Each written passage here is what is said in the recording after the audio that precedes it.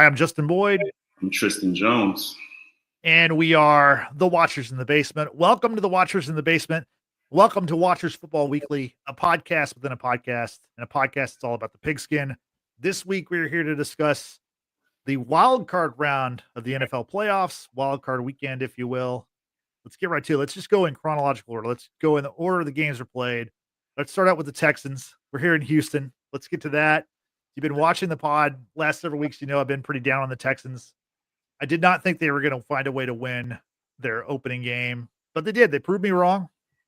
Texans got the 32-12 win over the Los Angeles Chargers.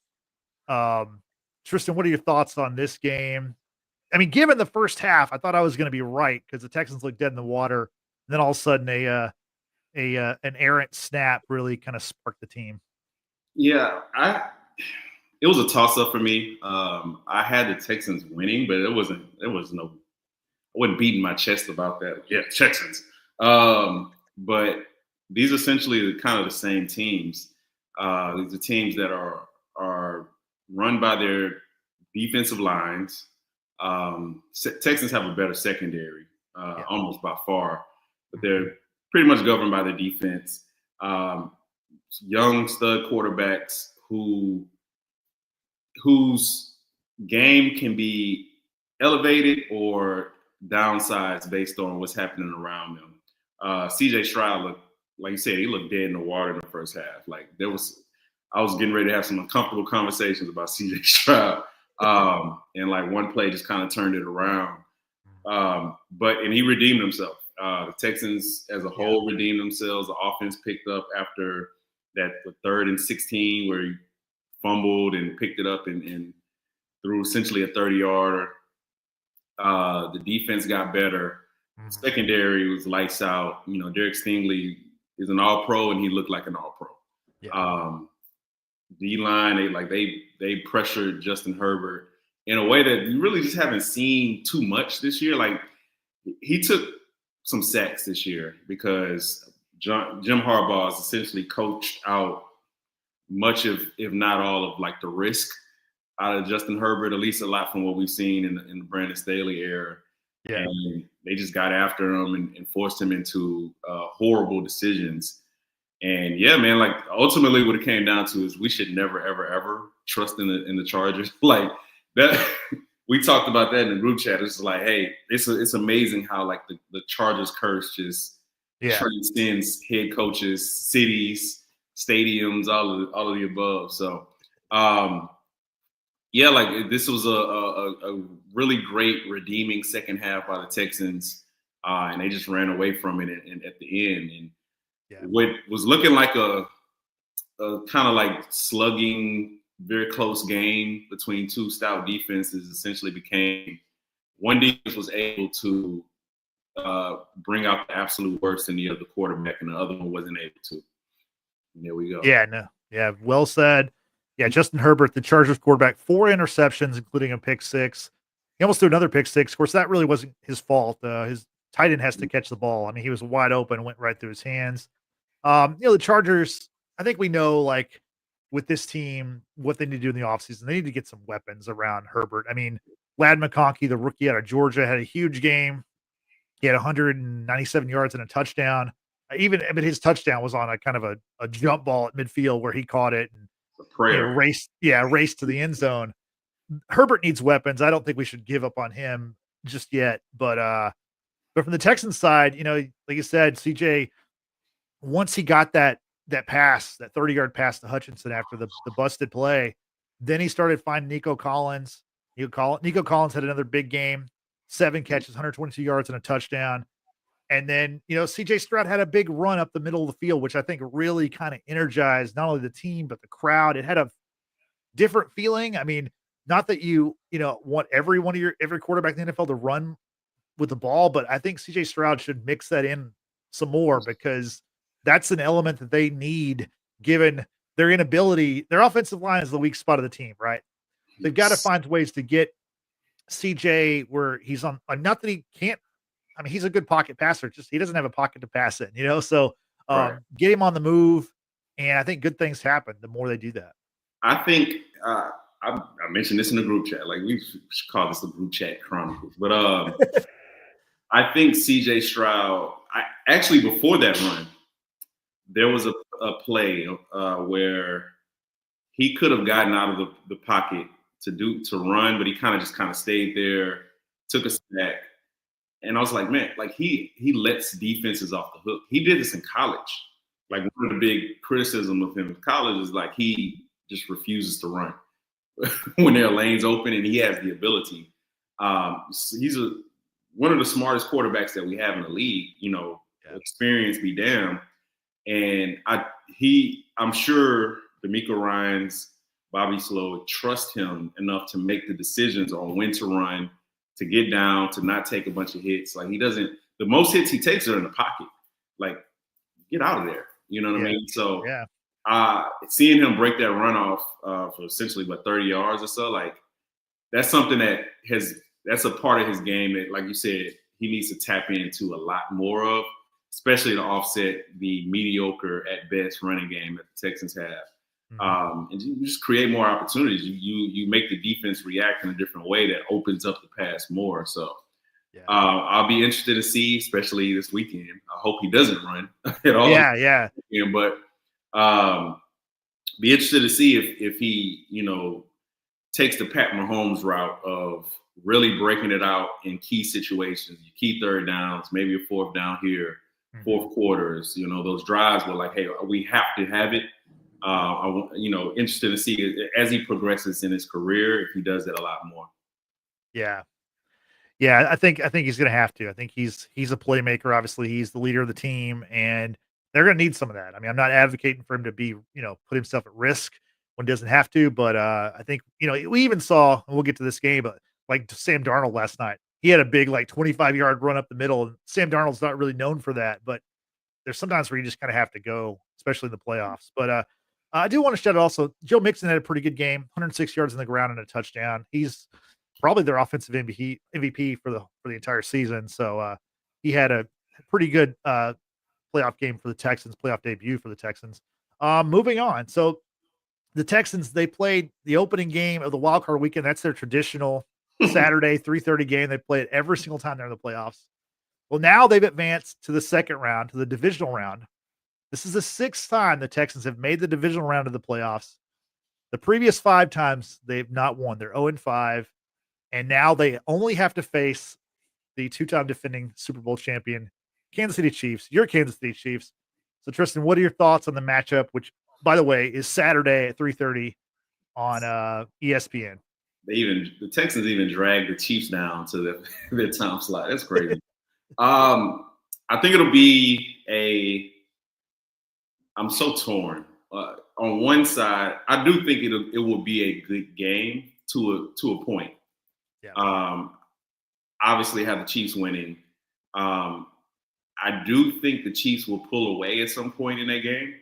I've seen some people say, man, this might be over by halftime. I don't believe that. I think this is a game that goes at least until the late third quarter, top of the fourth, before I think that the Chiefs pull away. There's also a part of me that says the Chiefs pull away is from the earlier in the game. I just feel like the Chiefs are successfully morphing into their final form this year. So if you kind of break the season down into a third, you have, and really you could break it down into a fourth, but we'll just say a third. And I'm going from training camp until maybe week 3 or 4, where there's this grand design for this multifaceted, explosive offense, akin to what we saw circa 2020, 2021. And then you have injuries. Rashee Rice goes out. Hollywood is already out. Pacheco goes out. And then the Chiefs kind of remorph into a super efficient, ball dominant, rely on our defense, long drives type of play. We don't, maybe try to, take one deep shot per game. If it works, cool. If not, we keep going what we're doing. And then the last third is essentially getting Hollywood Brown back, right? In between there somewhere is, honestly, you could say getting DeAndre Hopkins. Son DeAndre Hopkins kind of set the tone for the last third of the season, but they've been opening the offense a lot more. Having Hollywood Brown back allows pretty much every receiver to kind of re-slot into like where they actually should be. Like you're not looking at Xavier Worthy to be this every play deep threat to take the top off the defense and everybody kind of eat from there. It's like, no, we have actually Hollywood can take the top off the defense. Justin Watson can take the top off the defense. And you have just all these different moving parts underneath and like different routes. And like, it's really opening up the field. And Patrick Mahomes, he's put up, MVP or semi-MVP numbers ever since they re-signed DeAndre Hopkins. And if you extrapolate from when they got Hollywood Brown back, and he's put up definitive MVP numbers. So if the offense, we see that final form, which we saw in the Texans game, before Christmas, which we saw on Christmas against Pittsburgh. Yeah. If we get that, then the Texans literally have no shot of staying close to them outside of like first or second quarter. And if the defense is dominant and it's really getting to CJ and making them get out of the pocket and, make throws on the run, then this will be a 15 to 20 point game. Yeah. Yeah, I mean, you bring up a good point. They did play Week 16. Chiefs got the win 27-19 in Kansas City. I think that the Texans, I think maybe the best they can do is kind of if it's like a 10-point loss. I just don't know that they're going to be able to stay with the Chiefs. The Chiefs, they can kind of beat you every way. And so if it's a close game, we saw that all season long. They're more than comfortable playing close games. I just wonder if can the Texans offense do it back-to-back weeks. And they didn't really do a whole lot in the first half against the Chargers. So they're really going to have to bring their A game and, hope that their defense can do something like what they did against the Chargers, which I think is going to be next to impossible to pick off Mahomes 4 times or, to cause turnovers. They might put pressure on him. The Texans can definitely get after the passer, but again, which we saw against both the Texans and the Steelers, is they'll just go to a quick game and they'll get the ball out of Mahomes' hands really quickly and force you. Okay, now what are you going to do with Xavier Worthy, who runs a 4 something, Hollywood Brown, who runs a 4 something, and like you got these guys coming out of the backfield, and you have to account for them. So, like you said, they win and they've able to like morph themselves into whatever they need to be, not even in a given game, but like in a possession. It's like, okay, on this possession, we're going to go hurry up and then boom, boom, boom, score fast, or we could like 12 play drive you. It's like whatever you want. Tell me what you need. Yeah. Yeah. And, you talk about like quick plays. That's what the Texans need to do, I think. That's what another team we're going to talk about later in the college game, where we'll talk about them. 3-step drop, let CJ be a play point guard, man. Just get rid of the ball. Like, just move it around and that'll give you a better chance to maybe put some points on the board. But should be an interesting game. We'll be looking forward to that one and definitely talking about it on next week's pod. Moving on to the AFC playoffs. Saturday night, the Ravens knocked off their rivals, the Steelers, 28-14. The Ravens just ran the ball all over the Steelers. They had 299 yards as a team. Derrick Henry had 186 yards and 2 touchdowns. Lamar had 81 yards rushing. He had a couple passing touchdowns. This game wasn't really as close as the score would indicate. What do you take away from this one? And then obviously Baltimore has a big one coming up on Sunday. But what do you take away from the win over the Steelers? I mean, we've talked all year, season, about how scary the Ravens offense can be. And I think the scariest part of that is when they can just lock in and say, we're just going to run through you, and Lamar presents so many problems as both a passer and a runner that he essentially makes Derrick Henry better, which, yuck, like it's kind of disgusting. Yeah. But my key takeaway is that, and this is probably not the best example because the Steelers offense has been floundering over the last 6 weeks, but the Ravens defense was lights out. Like, not only were they running on Pittsburgh mercilessly, but they wouldn't allow them to do anything. And Pittsburgh really only does one thing well on offense, and that's set up their deep pass You take that away, you take away the intermediate stuff. The Steelers already struggled running the ball. They really had no shot. The Ravens kind of took their foot off the gas a little bit in the second half, and let Pittsburgh get some touchdowns off. Like you said, the score was closer than it looked. But honestly, that game was over in the first drive for Baltimore. Like once they kind of saw we could do whatever we want, and we can control this game however we want, they moved the ball at will. And it really wasn't until the second half that they slowed down at all. They looked a cut above Pittsburgh, which is wild to say because in their first matchup this year, like Pittsburgh really discombobulated everything Baltimore wanted to do. Yeah. And again, it's copycat league. Like when they weren't running the ball, they were getting the ball out of Lamar's hands really quickly, which is something that Pittsburgh struggles with. Like I think they're one of the worst teams in the league on passes less than 3 seconds. When the quarterback holds the ball for less than 3 seconds. So the Chiefs exploited that pretty savagely, and it's copycat league. Baltimore did that to perfection.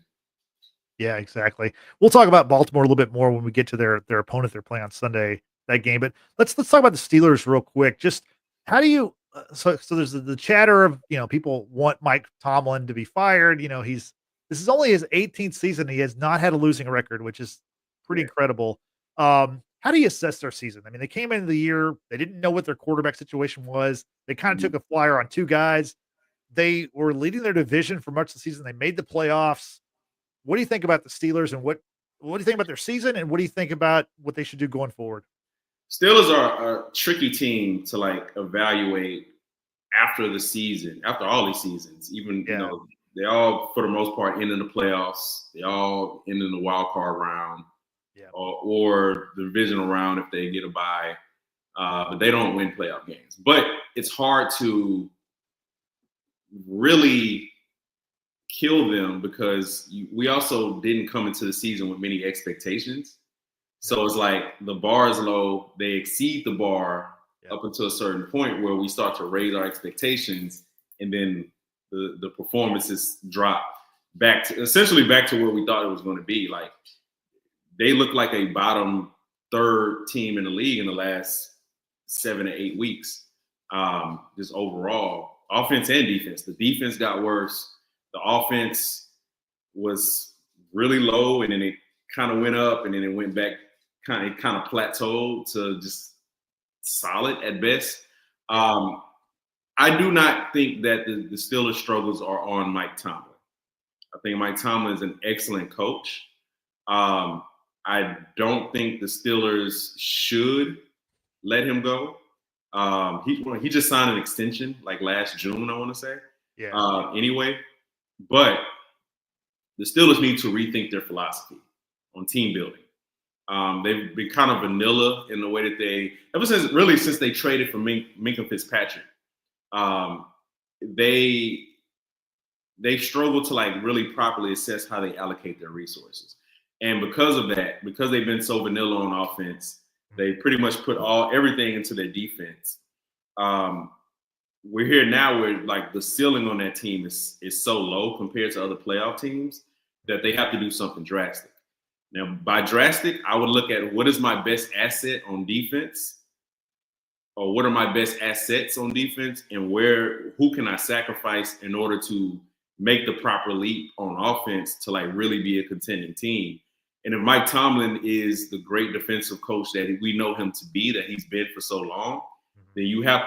So I've seen a few people say this. So I don't want to make it seem like I made this up, but if you look at what the Chiefs did after they lost to the Bengals in the AFC Championship game in 2021, you extend Mahomes to that gargantuan contract that he had, and you make the sacrifice to say we're going to trade Tyreek Hill, not give him the super contract that he wants, and we're going to put these resources. We're going to balance out the resources of our quarterback with our defense.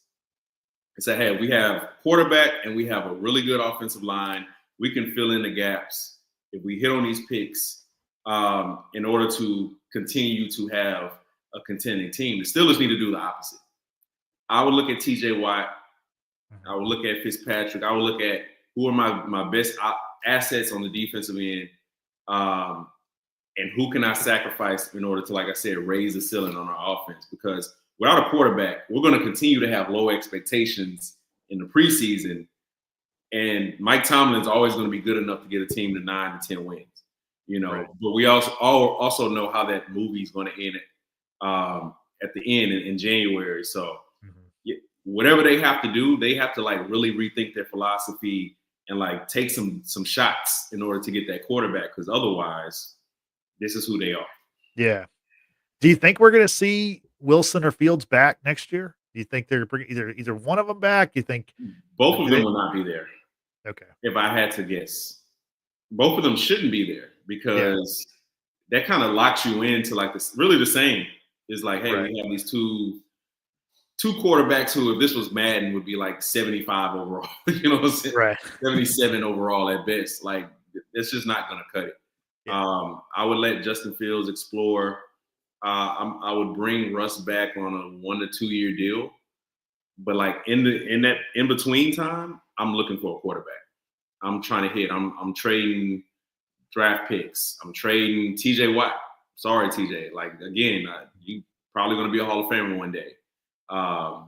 You'll get your number retired, in the stadium, but that offense has to take at least 2 steps up in order to like compete with the big dogs, and especially in the AFC alone, let alone your NFC teams. Yeah, I mean, just against their rival, the Ravens. I don't think the Ravens are going anywhere anytime soon.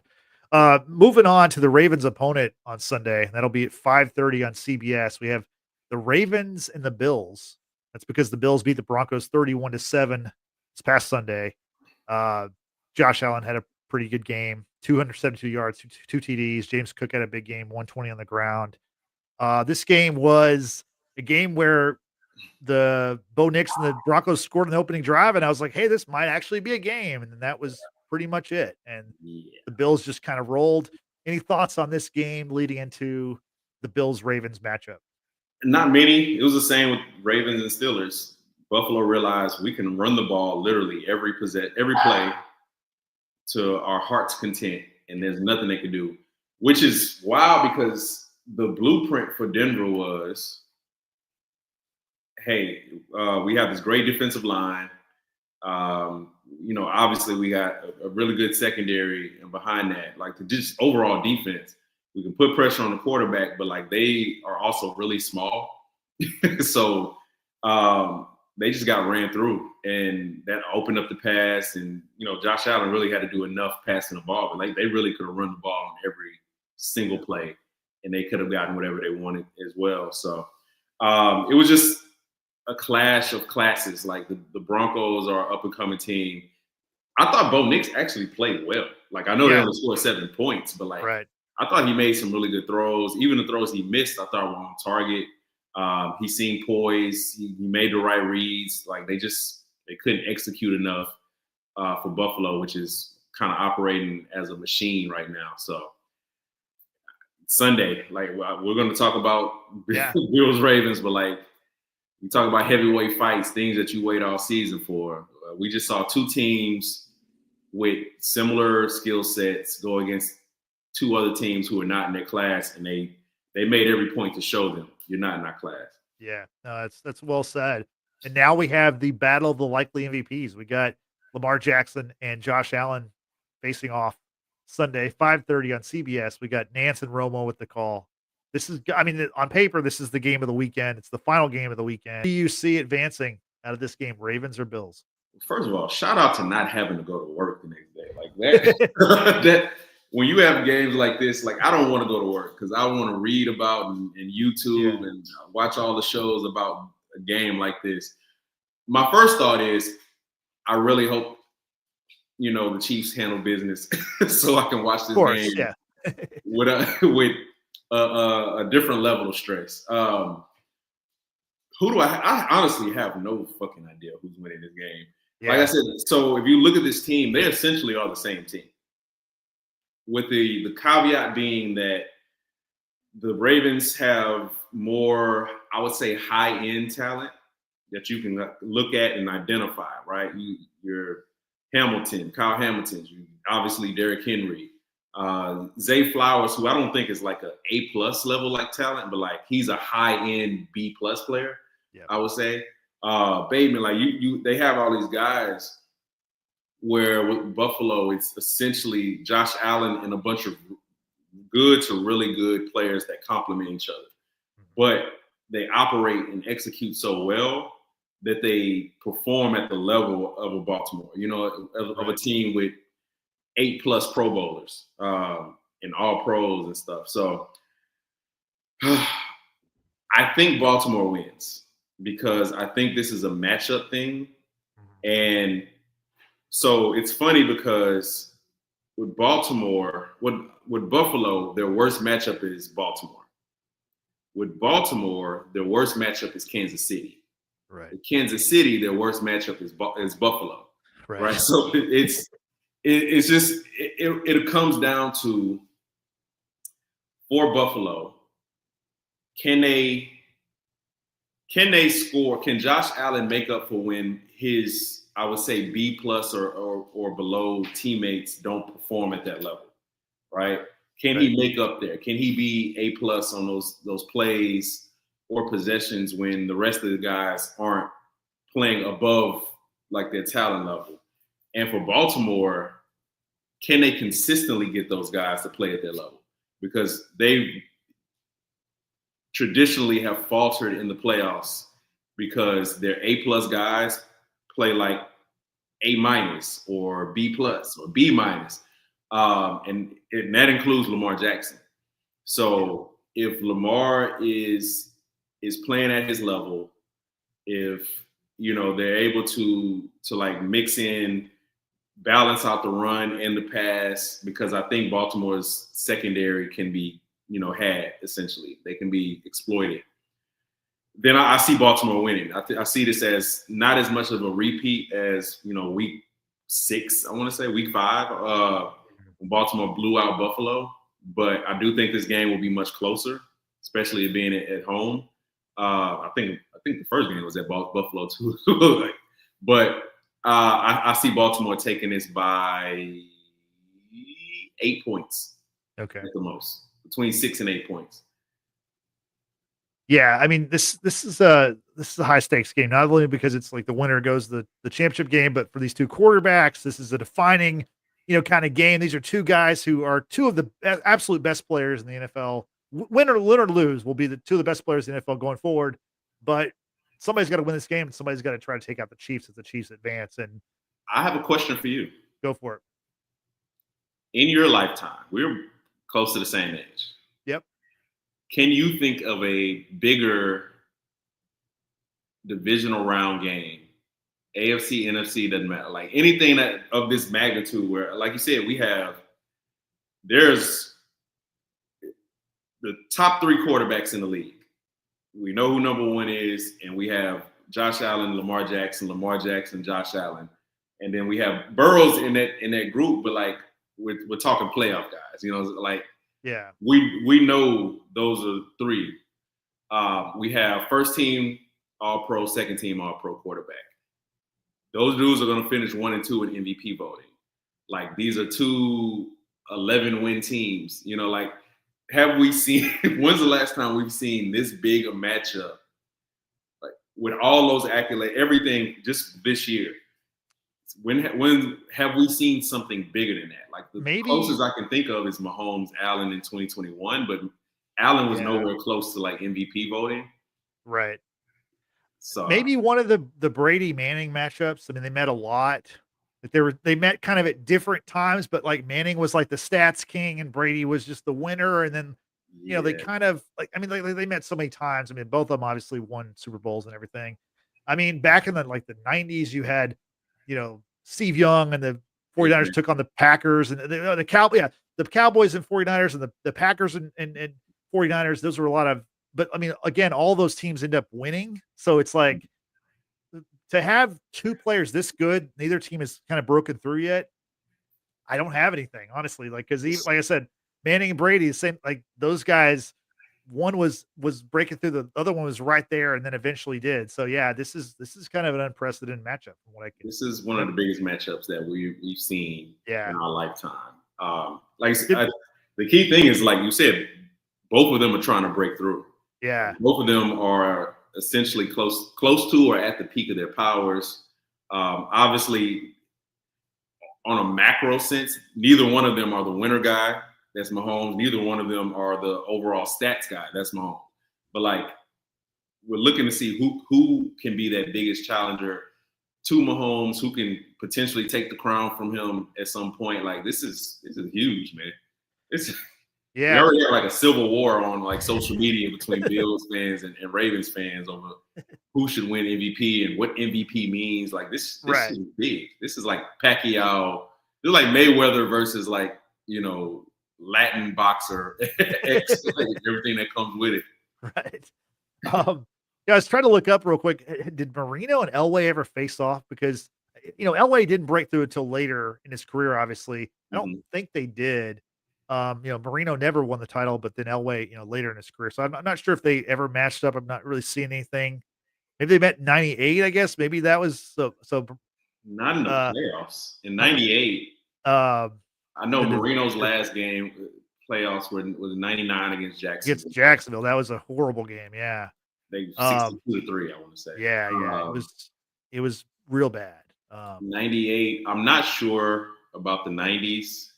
I mean, you got Marino in Montana. Yeah, you got Elway, Montana. Yeah, but you really go back and look, and Elway wasn't the stats guy. No. Elway was Josh Allen. He was essentially Josh Allen. Yeah, he was carry his. I mean, he had good teammates, but none of them were like all pro, especially in the offense. Maybe on the defensive and maybe like an offensive lineman or something. But he didn't have a receiver or running back who was like all world. Like like the 49ers at that time had everybody. You had Jerry Rice, of course. You had John Taylor. You had Roger Craig in the backfield, like Joe Montana and Steve Young. They had a lot of guys to work with. No, great question by you. Yeah, that's even kind of ups the stakes even more. So I'm looking forward to this matchup. Can't wait to get to that. Let's now talk about the NFC, which is so if the if the Bills and Ravens is potentially the best game of the playoffs, I got a pretty good idea what was the worst game of the playoffs. That was the Eagles 22-10 win over the Packers. It seemed like both teams were just like stuck in the mud and the field conditions weren't really bad. It was just, that was a tough watch from beginning to end. The Eagles, to me, I think the Eagles kind of benefited from that opening kickoff, which I thought the Packers guy recovered it, because you never see this happen where the guy fumbles the opening kickoff and there's a pile and you don't really see what happens. And then somebody comes out with the ball and you're like, okay, that team has the ball. But they reviewed it, and the Packers return guy recovered the ball for, I don't know, for 3 or 4 seconds. And then they reviewed it and they're like, yeah, no, on the field, we said the Eagles got it. So the Eagles have it. And it's just like, he had the ball. How long do you have to have the ball before it's the ball? Like, it's control. I thought that was crazy. The video clearly showed it. I didn't get that at all. I don't even think we got an explanation. It was just like, hey, man, this is what we saw. But no, you're right. The Packers never really were able to recover that. And like, they were already operating at a deficit because they just don't have the horse. They didn't have the horses in general in their wide receiver group. And even if all those guys were healthy, like, Green Bay struggled to beat really good teams for a reason. It's just they don't execute as well as the other teams, consistently. They weren't able to get over that hump. They made a concerted effort to come back later in that game, but you could tell it was futile. Like, the Eagles just had too much offensively and defensively. They could put pressure on Jordan Love every play if they wanted to without blitzing. Like, they could bring 4 or 3 and they still got to him. Josh Jacobs, like, in the same way you said Joe Mixon was the MVP for the Texans, Josh Jacobs was absolutely. He was the best player. Honestly, he was the best player on the field outside of was it Braun, the linebacker for the Eagles. So like, Green Bay just didn't have enough offensively, and they definitely didn't have enough defensively. They needed to play a perfect game to win that game. And I don't even think the Eagles are that great. Like, Jalen Hurts did not play well at all. And he looked like, hey, like, pretty much every team that Jalen Hurts has been on, that since we've known who he is, he's limited the ceiling of that offense. From Alabama to obviously he had to get pulled in the halftime of a championship game to Oklahoma to the Eagles. So, but Eagles far away looked like the best team. That game overall looked like a preseason game. So I'm interested to see them again against another young quarterback next week. Yeah. But the Packers, they said once they turn that ball over on the first play, and then you got some Jordan Love turnovers. One of them I don't think was necessarily his fault, but like the rest were. The rest clearly were. Like Herbert, that was pretty much the end for them. Yeah, Jordan Love 3 picks. This was a team that I think was kind of like a flashy pick for a lot of people before the season. The Packers were going to go to the Super Bowl. Jordan Love was like a kind of a dark horse MVP, or maybe kind of one of the favorites to be MVP. And I don't think we give up on the Packers or Jordan Love in the future, but this didn't turn out the way that I think they thought, and they didn't take the step that they wanted. They just still didn't make the playoffs, obviously in a very tough, very competitive division. But what do you see from the Packers going forward? Every season is different, and we can't expect that Detroit and Minnesota are going to be the same next year as they're this year. But that's a competitive division at the very least going forward. My Packers question is a Jordan Love question. Like, I hate to simplify it all the way down to the quarterback, but is Jordan Love going to, or how long is it going to take for Jordan Love to fully mature as a big game quarterback? And there's a difference between being a really talented quarterback who can put up numbers, who can make every throw on the field, to being a big game quarterback. Big game quarterbacks know how to balance reining in, like those risky throws, those, high end, I would say, throws with the simple, and a lot of times the simple is what keeps the game going, keeps you in a game, so you can make that big play later on, or make that big play in certain sections. Hey, it's 3rd and 12. I need to get out of the pocket and make a tight window throw to move the sticks. And then I need to get back to normal after that. And with Jordan Love, I've said it, like nobody in the NFL, not a single quarterback in the NFL has more confidence in his arm than Jordan Love. Yeah. It has to be a Packers thing. Like nobody has more confidence in his arm.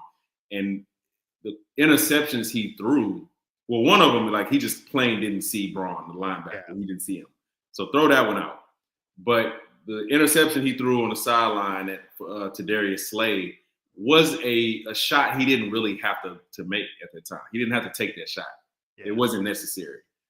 He could have went somewhere else with the ball. He could have checked it down for 5 yards here. He could have ran and got 4 yards and next play. And he just simply has not matured. If you remember, he played well against the 49ers last year. Yeah. Especially like they were driving to, I want to say, tie the game or win it. I can't remember. But I think it's like a 6-point game. Yeah, maybe. Yeah. And he took an unnecessary deep throw that got picked off, and essentially that ended the game. And I think it was first down. If I go back and look, like it's 1st and 2nd down. You didn't have to do that. So the Green Bay, because I think they have a good offensive line. I think the offensive line can improve in certain areas, but they have a good offensive line. You have a really good running back. I would say one of the top 5 to 7 running backs in the league. Yeah. You have an emerging defense, which you're missing your best corner essentially for half the season with Jair Alexander. They will go as far as he can. Like, he has the talent as his brain will go. Like, at some point, he has to mature into a big game quarterback who can be depended on to make the right reads, make the right decisions, to check down when he needs to check down, and then save the spectacular for when it's needed. Until then, they're boom bust. There'll be some teams, but like really good teams will know, one, how to pressure him to force him into decisions he doesn't want to make, and to take advantage of the times where he just gets impatient and makes those bad decisions himself, regardless of the pressure. So until that happens, depending on what Minnesota does with their quarterback situation, the Yeah. Packers are the third team in that division going forward. Yeah. Yeah, Jordan Love, he is a home run hitter, and the thing with home run hitters, they strike out a lot. Now, Like that a lot. in baseball, strikeouts don't usually hurt you as much as turnovers do in football, and you just can't turn the ball over that much. Especially, I mean, the Eagles are not a world beater. I mean, they're a good team, but like, I think they're beatable. Like someone can get them. That could even happen this weekend. But I before we think get, I think it yeah, will happen this weekend. But we'll but, get but, yeah, we'll get that in a second. Let's get to the what was the best game of opening weekend. The wild card weekend was the Commanders 23-20 walk-off win yeah. against the Buccaneers. Jaden Daniels, 268 yards, 2 TDs. He is a rookie, and I always have to remind myself because I'm like watching him. I'm going, oh, he's like super cool, but it's because it's like his 5th or 6th year. It's like, no, it's his first year. Like he's just that like calm and collected. And I mean, close game, but the Commanders definitely have something special in him, and this is a team of the future, if not a team of the present. Yeah, one of the biggest compliments I can give a team is if you are down 3, tied at 3, whatever, and it's 3 minutes left. What is my confidence level that the other team is not getting the ball back? And I was pretty confident. Yeah, Like I just felt like, okay, he can do something with his legs. Jordan Love needs to watch Jaden Daniels tape. Like Jaden Daniels will absolutely check it down if need be. He makes the right decision. He knows, hey, I have so much spectacular in me that I don't have to blow it all. yeah, Jaden Daniels walks into the casino with $500, and he's like, hey, I can play the slots for a good hour, chill. Let's go get something to eat, come back, and then hey, the last hour I can go hard. I can make these big bets, blackjack, whatever, poker, whatever you need. I got you. Craps. Jordan Love comes in. He blows out. He blows at least $400 in the makes first. it rain immediately in the first 2 hours. Gone. Like he's back in the hotel room, like on the phone. Like, but he could stand from like really watching Jaden Daniels and seeing, okay, how does he manage the game while also incorporating the special plays at the same time. And that essentially was the difference. Like Washington controlled the ball so much that Baker Mayfield played. I thought he played well. Yeah, He just didn't have the ball. I think they ran 44 offensive plays in that game. Yeah, Which is crazy. But like that's a veteran team against essentially a young team. Yeah. And they controlled the ball completely. And they came through at the end when they needed to. But like once it got to that final drive, I feel like Jaden Daniels is too dynamic against a non-elite defense that they were going to get points. They were going to get a field goal. They were going to like get enough to win that game. And like that third and 1 essentially was the biggest play of that season. Jaden shakes off the tackling up the middle, gets out, dives for 3 yards to get that. And at that point, it was over. But I'm so impressed with Jaden Daniels. Like I don't know who my second favorite quarterback in the league is. Like there's so many people who could take that slot. Like it could be Lamar Jackson, it could be Jaden Daniels, it could be Caleb Williams, it could be C.J. Stroud, it could be Bryce Young. Yeah, I was mentioning if you didn't mention, I was going to say Bryce Young. I got to mention my boy. The talent level there for a young dude. Experience matters, man. Like Frank talks about it a lot. Like he's been banging the drum for Jaden Daniels, Michael Penix, like getting these reps, playing in so many big games. Not just playing in big games, but playing in big games where you are expected to come through and be the difference maker. That makes a world of difference when you move up to the next level. Like you keep those same mental reps of, hey, I've been here. I've had everybody not just depend on the offense, but depend on me to be the one to make these plays. And I've done it. So I know I can do it. I'm smart enough. I've seen these things. I've seen these different defenses. So I've seen some people across the TV take-a-sphere make the case that because they have Jaden Daniels, the Commanders have at least a puncher's chance to knock off the Lions.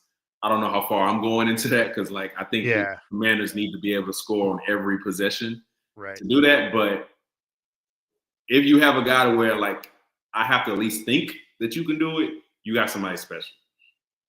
Yeah, I mean, the one thing, he won't be rattled. And you talked about how Jordan Love could maybe learn a thing or two from, like, when to check down from Jaden Daniels. I think CJ Stroud could also learn a thing or two when to run because Jaden Daniels, he's not the biggest dude. He's pretty slight for a quarterback, but he's a pretty tough runner when he needs to be, and he kind of has a good feel for the game of how to get to the sticks, how to keep the chains moving, and yeah, I don't think they're gonna beat the Lions, but, I give them a chance. I really do. I think the Lions, like, both their coordinators are probably gonna be head coaches next year. They're interviewing all around the league, and, maybe they're not totally locked in on the game. Maybe that's something the Commanders can take advantage of, but, for them to win a playoff game their first year with a rookie quarterback and a new coach, this has been a success for the Commanders. I'll say this. I don't think the Lions are going to blitz Jaden Daniels the same way they blitz Sam Darnold.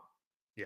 I think he has more of a capacity to burn them with his arm, first and foremost, and then with his legs, if need be. Yeah. So you mentioned Sam Darnold. Let's get to the final game of Wild Card Weekend, which was on Monday Night Football. We had the Rams pulling off the upset. The game, of course, was played in Glendale, Arizona, because of the wildfires happening in the Los Angeles area. So the Rams game was moved to where the Cardinals play. The Rams won 27-9. They shut down the Vikings. They sacked Darnold 9 times, and he lost a fumble through a pick. The fumble he lost was returned for a TD. It was a real tough night for Sam Darnold after having a breakout season, and the Vikings, after a 14-3 regular season, they are out in the wild card round. What's your take on the game and the Vikings' future? Well, first of all,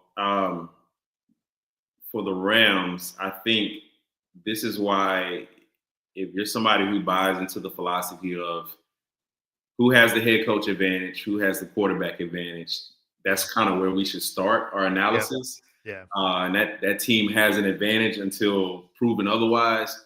They showed that. I love the game plan of just coming out first, second drive, pass. Let's get this defense on his heels. Mm-hmm. Let's let them know, hey, man, you're not going to treat us like you treat every other like quarterback, especially like the young ones, disguising these defense. Like, we're going to come out, we're going to set the tone, we're going to attack your aggressive defense and not the other way around. I thought Matt Stafford was great. I thought Matt Stafford proved why he has like firmly established himself into like one of the best like big game quarterbacks that we had over the last five years, especially since he's been in LA. So they deserve the credit. Their young defense, which is only going to get better over the next couple of years, akin to like, think about the Chiefs in 2022 with that young defense, young secondary, and like they got so many reps in big games that they became a big game defense. I think the Rams are going to be the same thing on the NFC side. So they deserve the credit. Like, I don't know how confident I was that the Rams were going to win, but I was confident they could win. Yeah. And I was very confident that the Vikings were not going to be able to push them around like they do so many other teams. Yeah. On to Sam Darnold, because wow. Like, he turned into a pumpkin in the last couple of weeks. Yeah. So we all recognize, like, Sam Darnold went number 3 overall in 2018 for a reason. Like, he has the arm talent. Yeah. He is a better runner than he's given credit for. Mm-hmm.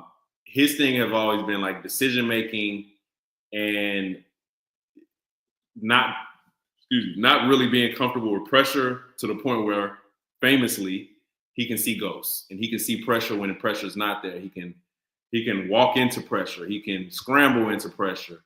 He can hold the ball longer and like not. They showed a lot of plays where behind the line, behind the offense, where there are throws he can let go of the ball, and like he's so risk averse and he's so like anticipating that the pressure is going to get to him before he got to him, that he just tucks it in and takes the sack. And like some of the worst situations to take sacks, he took them in. 3rd downs, 4th downs, field goal range. Like it if there was a bad time to take a sack, Sam Darnold took a sack. And when he wasn't taking sacks, he was inaccurate with his throws. He was throwing the ball into like double coverage, tight man coverage. Like in every way that he could be bad as a quarterback, he was bad. He had one really good scramble. I thought that was like a harbinger of what was to come. Like I thought, hey, okay, that was a breakthrough for him. It wasn't. He turned back into New York Jets Sam Darnold, Carolina Panthers Sam Darnold. Like it was bad. It was really bad. And the Rams at a certain point in the second half, I think both the Vikings offense and defense, I don't want to say quit, but they certainly feel like a lot of the gas was let out of them. Yeah. Offensive line, like Rams was kind of running through them at the end in the third quarter and fourth. Like there was very little fight, I would say, in the Vikings. And when you have your quarterback out there stinking the joint up like that, I understand. Like you kind of like, hey, if he's gonna hold the ball and take these sacks, and we can't make these big plays to get back into this game, and like it kind of seems like a moot point. So yeah, it was bad for the Vikings, but like I think it was the impetus of that was Sam Darnold just completely forgetting who he was and who he has been all season and turning back into who he was prior to the season. Yeah. And having said all that, what do you think about his future? Do you think the Vikings bring him back? Do they give JJ McCarthy, the guy they drafted in the first round, a shot to? Did they just turn it over to him? I mean, what do you think? What do you think's going to happen with that situation? I think a lot of it depends on how healthy is JJ McCarthy in May-ish.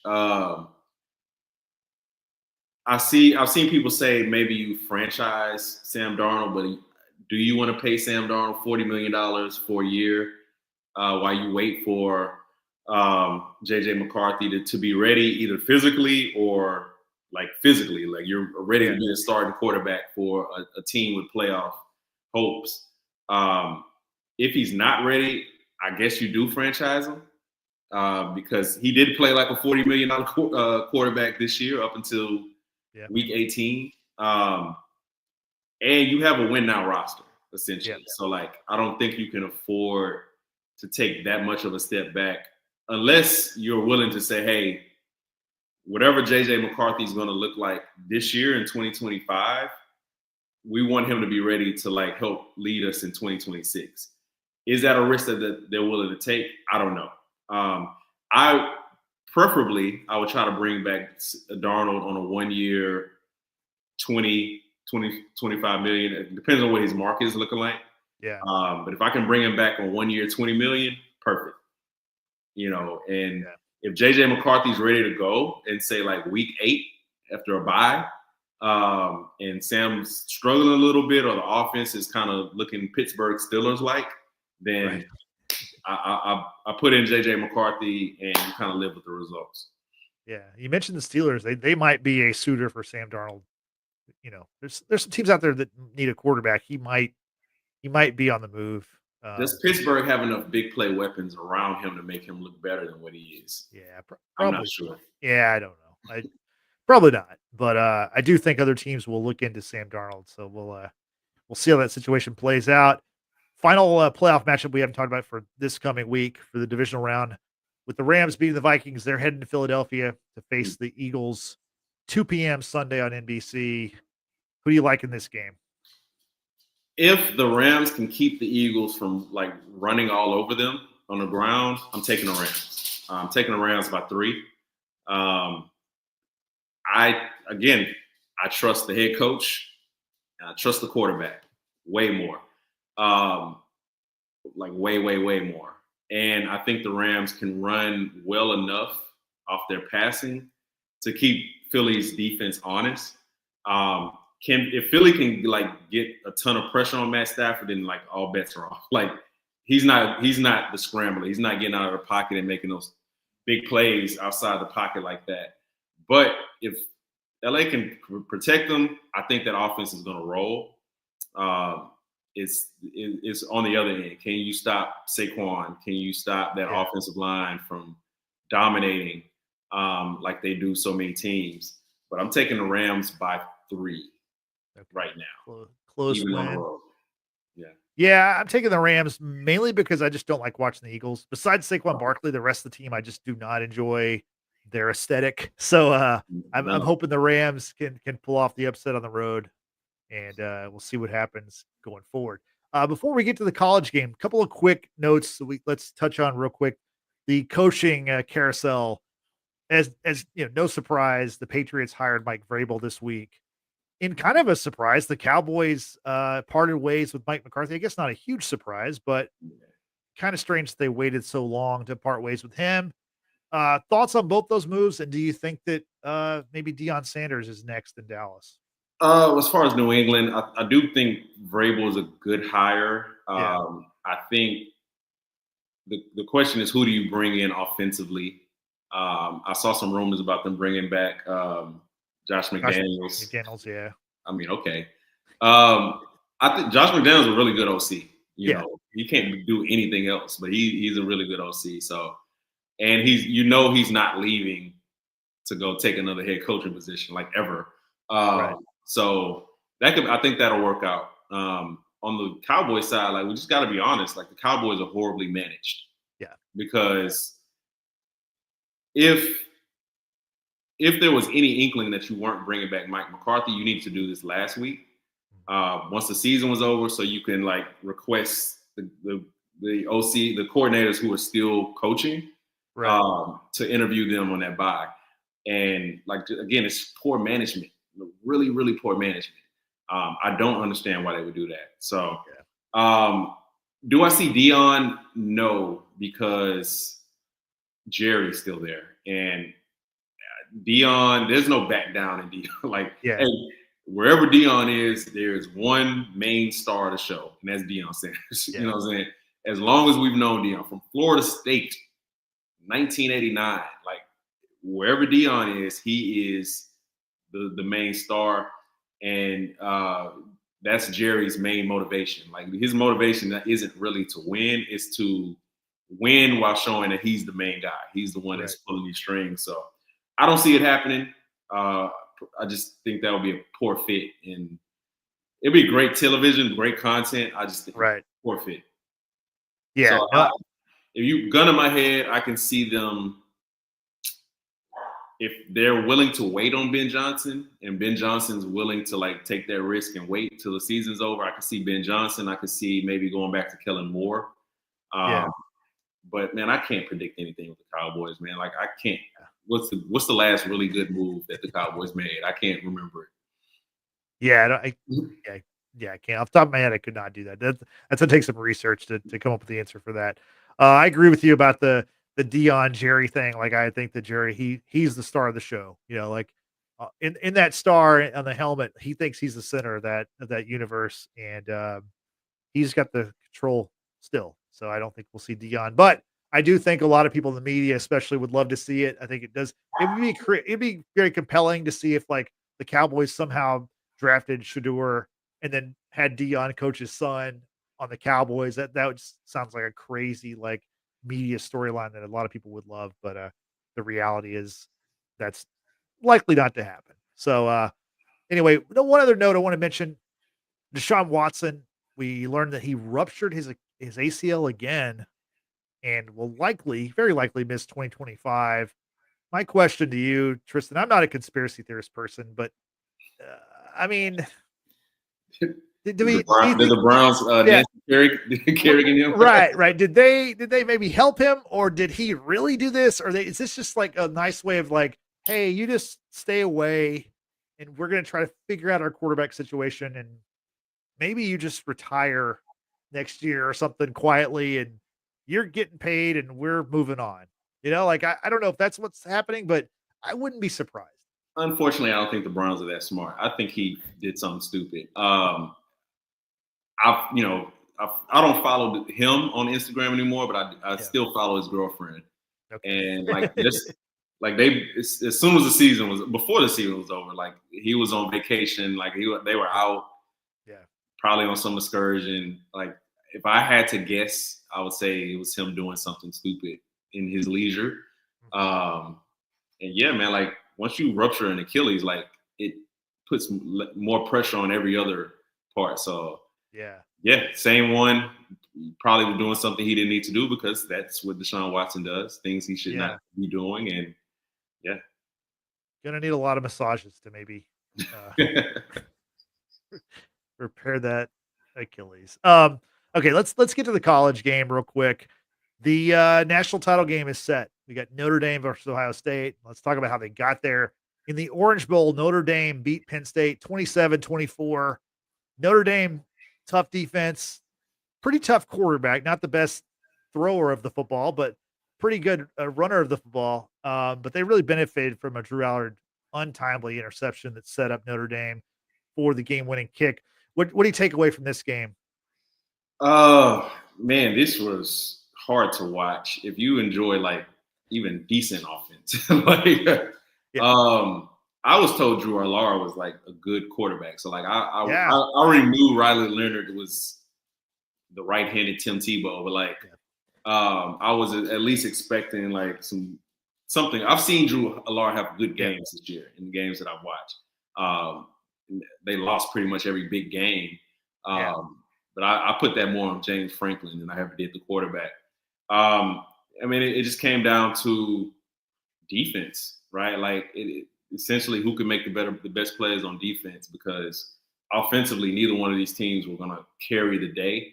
And they got Drew Allard to make the biggest mistake. And honestly, he tried to blow that game on several occasions, but prior to that, throwing in triple coverage, like the interception he threw then, I was like, man, there's no way you can throw a worse interception than that. And he did. Really, really poor play.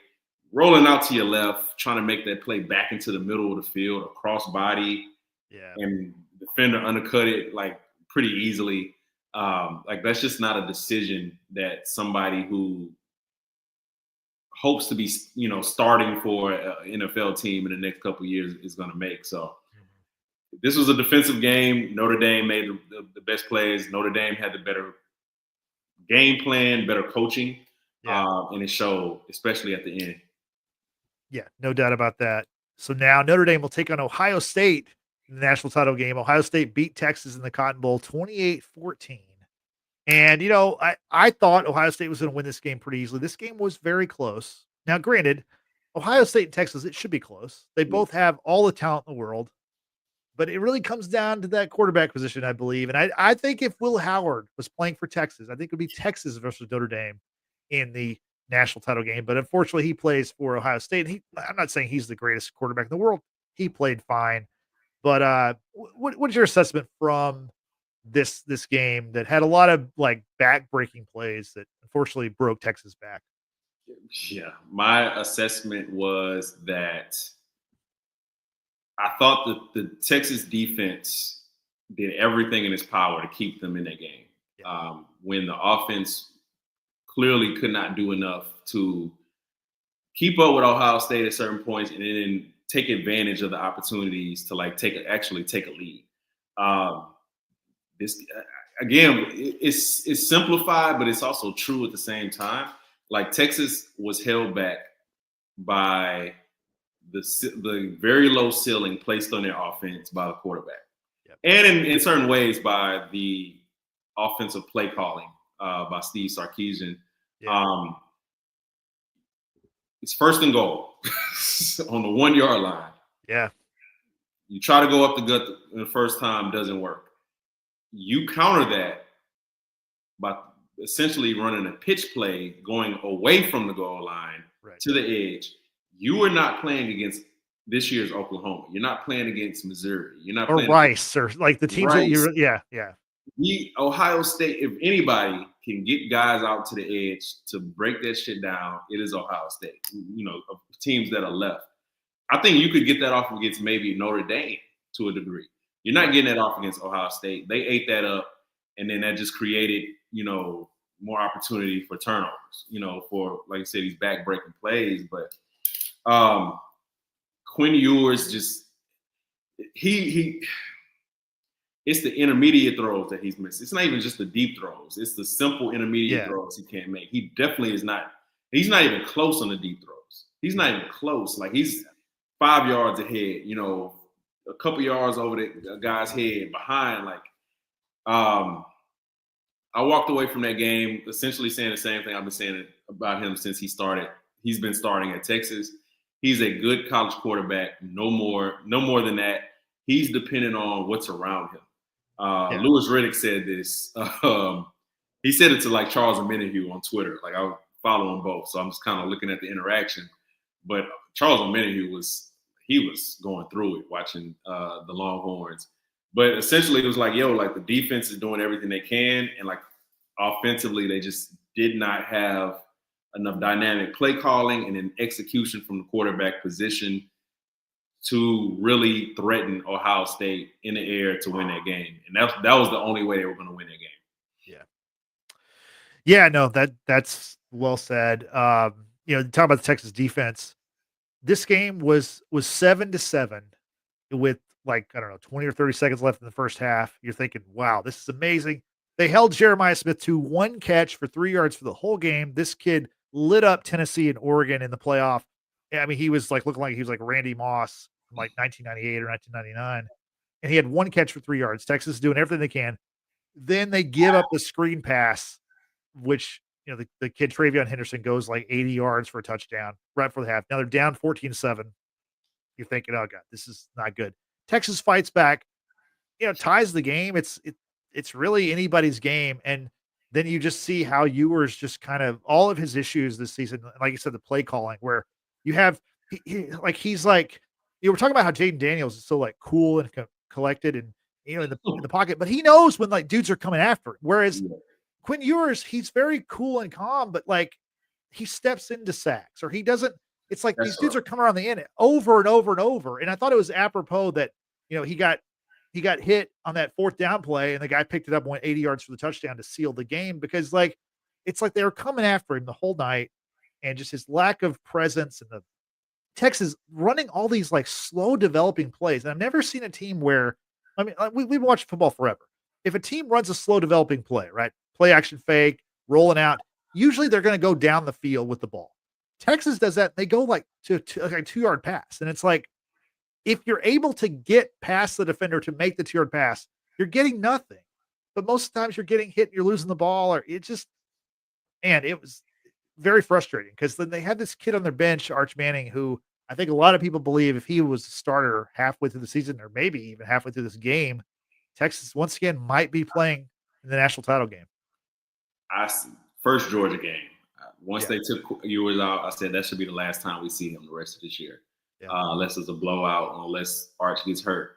But it like you talked about him stepping in the sacks. Like he was stepping up in the pocket with no plan. He was stepping up in the pocket when he didn't have to. Right. Like literally stepping in the sacks that he did not have to take.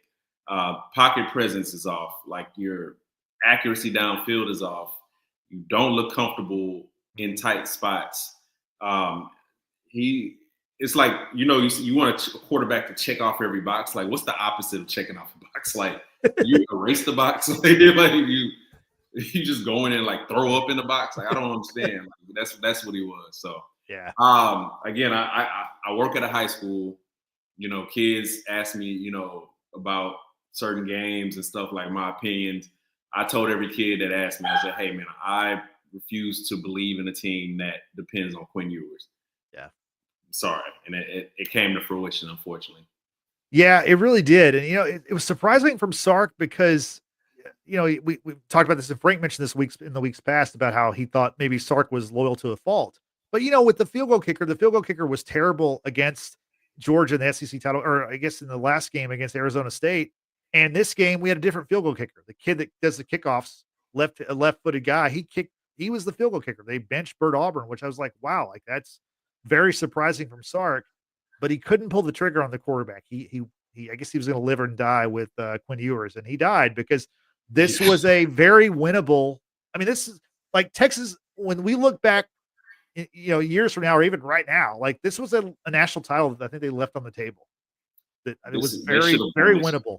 Yeah, they should have won this, and I don't think that Steve Sarkisian, how can I say this? I don't think that I think that Steve Sarkisian was afraid to add more dynamism to that offense with Arch Manning. I think there's more of a risk factor with Arch Manning. Obviously, he's younger. He doesn't have the same experience, but you would have to like change a significant part of your offense to accommodate a lot of the things that Arch Manning does that Quinn Ewers cannot do. The flip side of that is Arch Manning can also like rip it, with the ball in his hands. He can make plays downfield, but like I think there's a comfort level for Sarkisian with Quinn Ewers. It's like it's all reliable. Even if you know the ceiling isn't that high, you know that the floor might be a little bit higher than what it is for Arch this year. I would have taken that risk. Yeah. And I think that's where we see like the weakness in Sark. Is like a really great head coach is going to say, hey, I have a weapon who I can do more with, and I can like raise the level of play on our offense. I'm going to take that risk and just coach him up as much as possible, add in a little bit more risk factor to our offensive play calling. He wasn't willing to do that. And like you said, paid dearly, left a national championship on the floor because I would have picked Texas to beat Notre Dame. Oh yeah. By far. Right. No doubt about that. So we know that Texas will be back next year, probably better than they were this year. But my question for you, do you think Quinn Ewers will be back? Not with Texas. You think one of two routes? You think he's, transferring to some other college for whatever, $6 million, $10 million, whatever, or do you think he's going to try his hand at the NFL? I think Quinn Ewers plays for another school next year. I agree. I think like Carson Beck, I think that he's heard some things from some scouts, or maybe a representative have heard some things from a scout. Or Sark, and I don't think it looks pretty. I think Quinn Ewers came into the season expecting to be a first-round pick, and it hasn't played out that well for him, mostly because of him and like lack of self-awareness. You're not a first-round pick guy, but I definitely think we'll see him in some Big Ten school or something next year. Maybe even Notre Dame. Maybe. I mean, maybe he's Midwest guy. I don't know if he's a Midwest guy, but he was he's a Texas kid, but he went to Ohio State. He transferred whenever C.J. Stroud took over. And something else about just last thing about Quinn Ewers. The thing about him is he was a huge prospect, and like I said, he was started out at Ohio State. He lost that job to Stroud. He came to Texas, and he was at Texas for 3 years. The first year he was at Texas, I don't know if you remember this, but he was like a gunslinger. He was throwing the ball down the field. Yeah. But that was also, he had a lot more weight on his body. Now, remember, like last season, he came this season, he lost weight, which was, maybe good for him as a person, but I think that really hurt him as a quarterback because his arm, he seemed like he lost a lot of arm strength. He didn't throw the ball down the field a ton. He wasn't very accurate last couple of years. And he was so reliable on these like little short passes. But like I said, like the way they run their offense, like these like slow developing like screenplays that just, they work great against Rice and they work great against, even some of the lesser SEC teams. But when you're playing Georgia twice and you're playing Ohio State, like they've got the same talent or slightly better, that stuff just doesn't work. Does not. He already didn't have the strongest arm in general. He lost, like you said, he lost a lot of that. Yeah. So final thing, college football playoff. We got the title game set up. We got Notre Dame, Ohio State. Who do you like? I like Ohio State by 12. Okay. Let's say that. Any dynamic offense with enough defense is going to beat Notre Dame. Yeah. They played. Obviously, Ohio State already beat them earlier this year. They're just better. I think Notre Dame probably has a coaching advantage to a degree, but talent level on the offensive end, Notre Dame's not going to be able to score enough. No, I agree with you. I think it might be closer. I think it might be a touchdown just because these two teams, like, I think it's going to be kind of an ugly game. Like, I think 17-10 maybe is kind of like the final game. Right. I think we're going to get something like that, but I do think Ohio State will win it all. So, we will be back next week to talk about that and the divisional round of the playoffs. Any final thoughts before we get out of here? Nah, man. Great weekend. Ooh, Yep. This weekend, this will be cinema.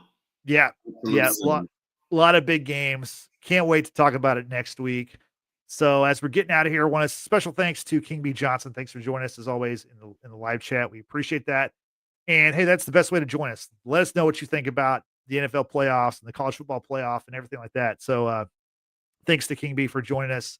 And we're live here on YouTube. And when we're on YouTube, you watch us here, do all the YouTube stuff. Like, subscribe, leave a comment. We appreciate that. And hey, if video's not your thing, that's okay. We got you covered. We have audio podcasts. You can check us out on Apple Podcasts and Spotify. Be sure to give us a 5-star ranking if you're listening to us on those platforms. And we're also on social media. So check us out at Watchers Basement. Be sure to use the hashtag Watchers Basement. So that about does it. So for Tristan, I'm Justin saying thanks for watching. Thanks for listening. We will see you next week. Have a good night. Bye-bye.